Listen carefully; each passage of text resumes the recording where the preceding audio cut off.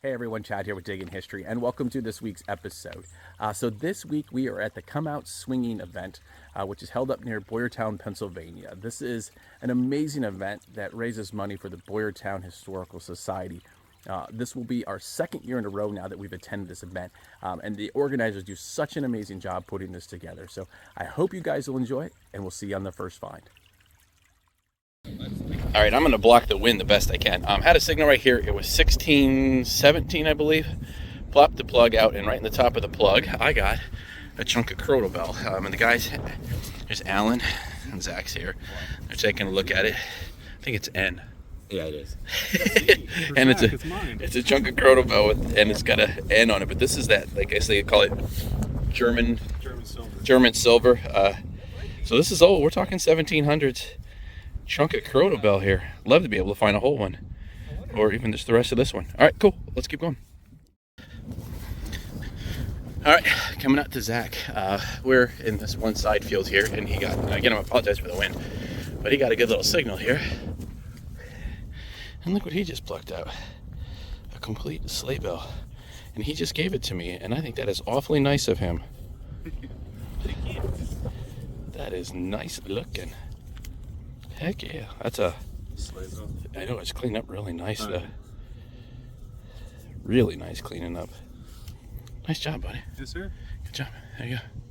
I guess I'll give it back to you, even though I want to keep it. Yeah. All right. I'll give you the next one. Love you too, buddy. All right. I haven't found anything today. Nothing. Shotgun shells. That's it. I'm due. Oh well. I'm gonna stop recording you. Smile. Yeah. All right. Let's go. All right, I don't know if you can see it. My detector's laying right there, and I'm gonna apologize for the wind again. I just pulled something. I'm trying to be kind of quiet because, again, this is a metal detecting event, and usually if you find stuff, people come out of the work. So there's not people here today, but Zach is holding something I just pulled out of a hole in his hand. Zach says he sees stars on it. I just saw the shiny edge. See stars. Oh yeah. Oh boy. You want the honors? Well, you want to film? Here. Or here, just Here. here. Oh, sorry. That's fine. You gotta edit that. I'll pluck that guy right off. See Ooh. Got a hole? Is that a hole? that looks like a hole. It's so muddy. Oh, yeah, that's quality. Like the. It's so muddy. It's so windy. And that too.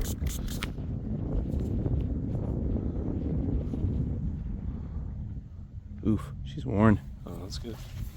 Pick lighter. Oh yeah, but she got it there. It's all there. Got date. Oops. 1840. 1840, sir. Day two. Silver in the And I missed it. It was bad. It was a really bad signal. I dug something very similar to it. There's a little bit, it's kind of on a downslope with a little knoll right there, and on the other side of it, on the upslope of it, I dug a 22, and it sounded like just like the 22 shell did. It was really kind of scratchy, bouncing, and it was down there. It had to be down there at least a good 8 inches. Yeah. So, Can't be picky today. Gotta not dig them be all. picky, dig them all. This is why you dig them all right here. Hell yes. Good job, man. Thank you. Oh, saved.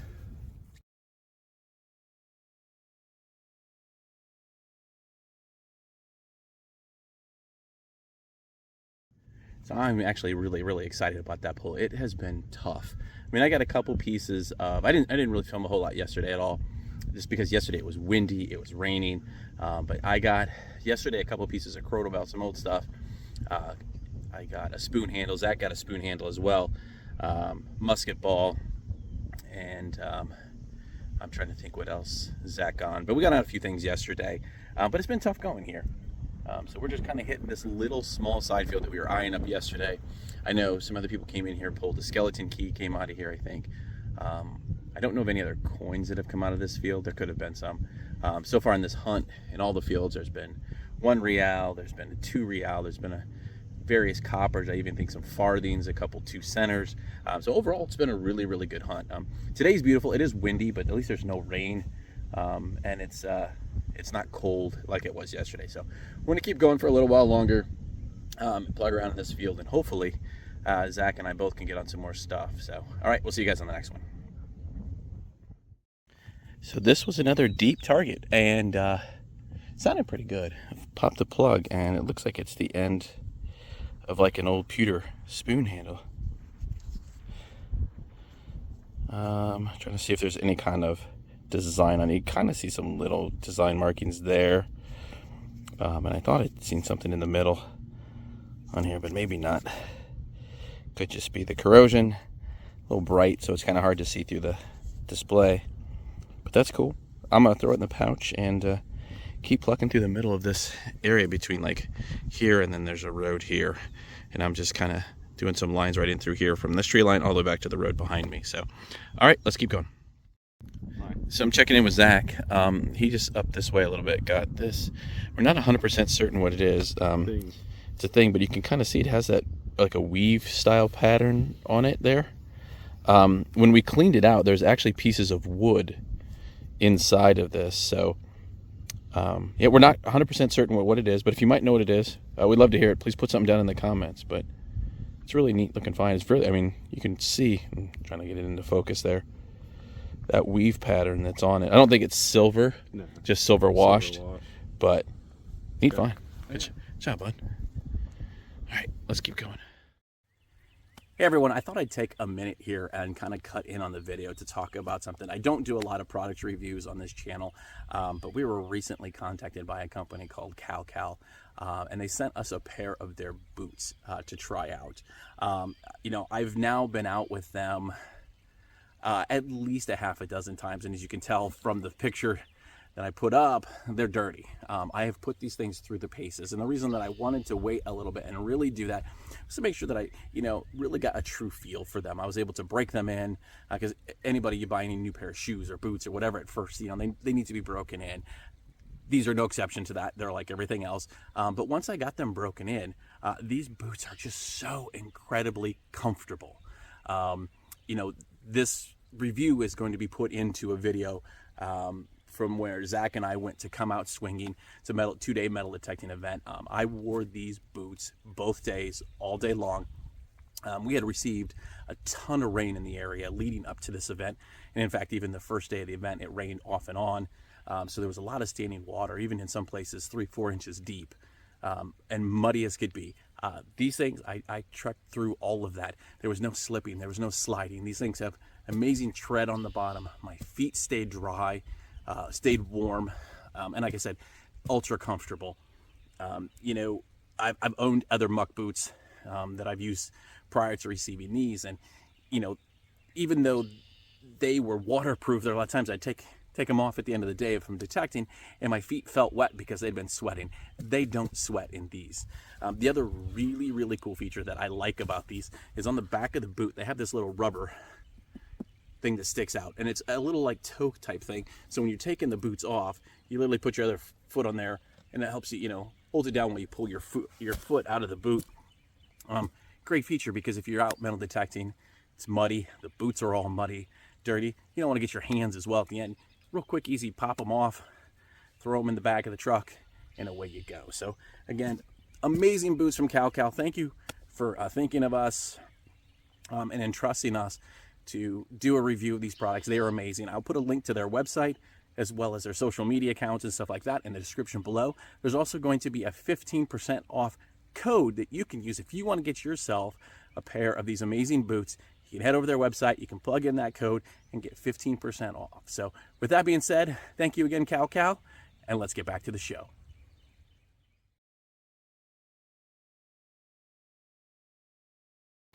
All right, so Zach had a real deep signal. We both swung over. It sounded great. For me, it was like 20 to 23 on the Equinox. What was it on the Deus too? Again, do you remember? Mid-70s. Mid-70s. But it looks like it has... It's a flower, and I think there's numbers at the bottom. I clean it up a little bit. I mean, it's muddy. Oops, here, let me... But you can see some kind of floral... You know what?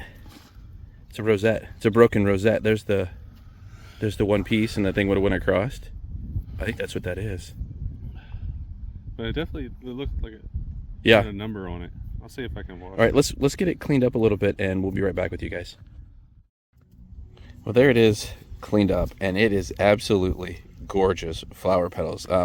We are thinking it's a rosette. There's like a little iron piece here, which would have been like the buckle that I've gone across for it. But man, that is absolutely gorgeous. So absolutely great find. Congratulations, dude. Yes, sir. Nice job. All right, let me snap a photo of that real quick.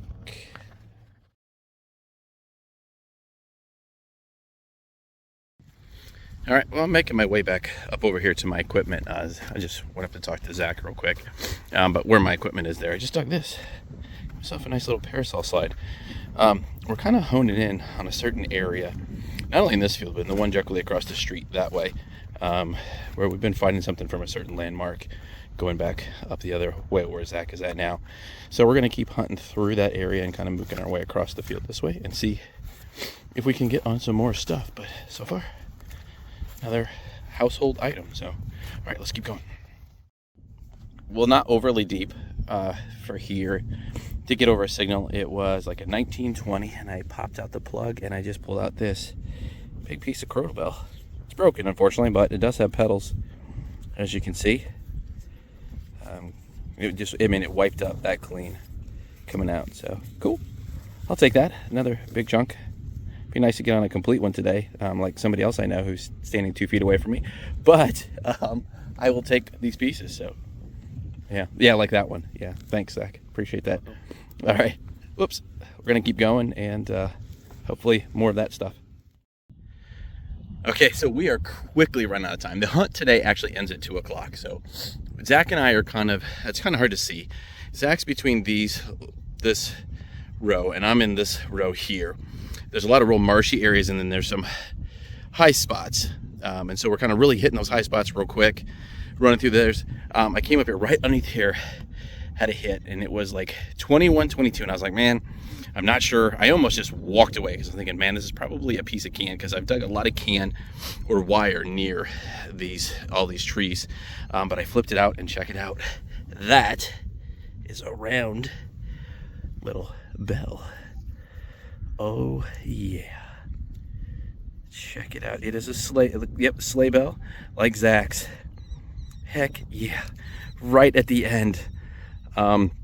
Zach did get his cleaned out, but unfortunately the dinger inside of his was like stuck.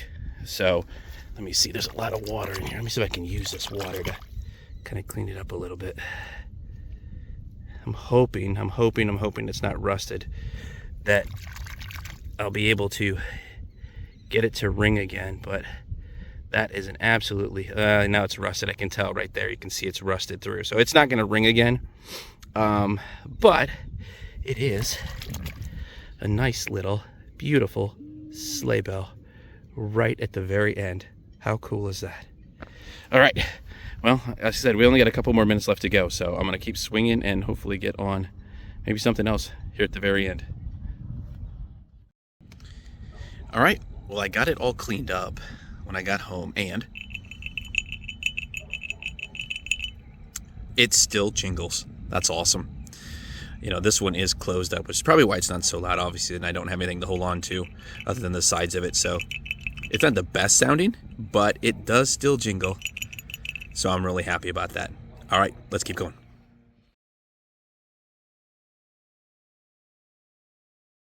Well, hey everyone, that's it for this week's episode. I hope you guys enjoyed it. You know, what an amazing time getting back out and seeing so many wonderful friends and being able to metal detect with them, but just to catch up with them as well.